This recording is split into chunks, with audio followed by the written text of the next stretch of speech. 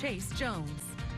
Well, I'm always counting my days early, so there's about 6 days to go until Halloween, and by tomorrow it's going to be Friday, so it's the official start of the weekend. Now we're looking at another beautiful sunset under these clear skies, and of course this quick shot there of Venus as it goes beneath the horizon. Now we're watching how fast we cool down underneath these clear skies because a big powerful storm is definitely on its way, dropping all the way down into those mid-60s last night, then making a good run into those lower 80s or lower 90s, if not those upper 80s, then down right now into those mid-70s, and we're going to drop about 10 to 15 more degrees, if not cooler than that, again, under these clear skies. But those southerly winds have been sustained for about a week right now, so we're holding on to a lot of moisture. 75 in San Angelo. Everybody else joining us in a combination of those mid to lower 70s across the entire region.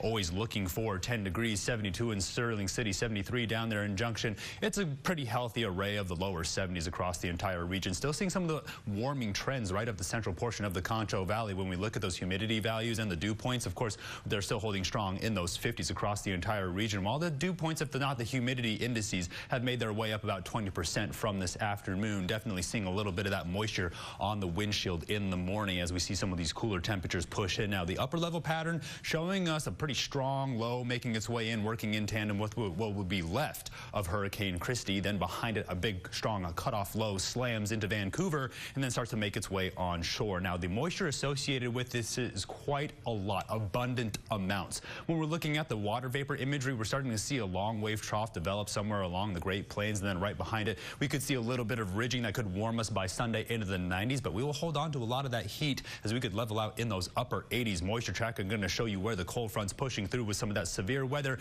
and then that moisture will linger around portions of East Texas. That includes us here in the Concho Valley as we track the next strong wave making its way offshore on the west coast. When we look at the severe weather outlook, really just targeting areas of Illinois and Missouri, and when we take you down to the surface, that's where we're seeing a few of those severe weather alerts, if not expire, if still go on as we make our way into the evening, keeping our eye on this cold front. And again, that small ridge making its way over the Rocky Mountains where they're seeing a little bit of snow and some of those hard freeze warnings.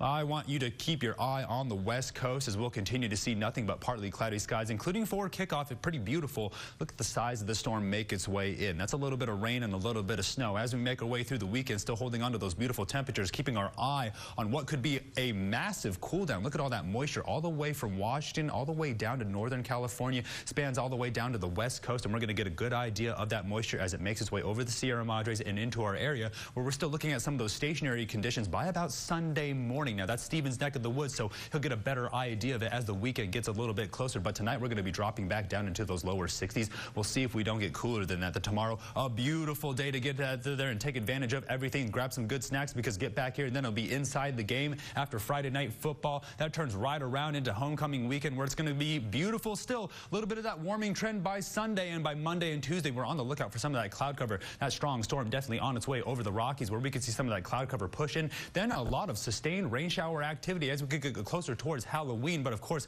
we're looking at those overnight lows hover around between those lower 60s and those mid 60s. Stay tuned. On more for the break. You're watching KSAN News at 10.